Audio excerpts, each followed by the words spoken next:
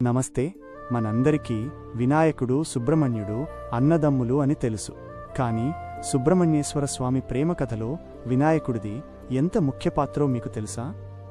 సుబ్రహ్మణ్యేశ్వర స్వామి భార్య ఎవరు? వల్లీదేవిని సుబ్రహ్మణ్యుడు ఎలా పెళ్లి చేసుకున్నాడు? దీని వెనుక ఉన్న వినాయకుడి విచిత్ర లీల ఏమిటో ఈ కథలో చూద్దాం. అందరూ సుబ్రహ్మణ్యేశ్వర స్వామిని దేవ సైన్యాధిపతిగా చూస్తారు. మెరుపు తీగలా ఉండే ఆ స్వామి అరణ్యంలో ఉండే ఒక గిరిజన యువతి వల్లీదేవిని చూసి ప్రేమలో పడ్డాడు. కాని వల్లీదేవి మాత్రం ఆయన్ని చూసి భయపడి, బాబోయ్, అంత పెద్దవాళ్లు మనకెందుకు అనుకుంటూ ఆయనతో మాట్లాడేది కాదు.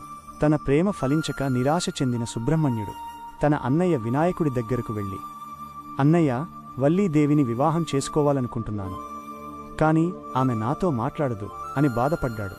వినాయకుడు చిరునవ్వు నవ్వి, కంగారు పడకు,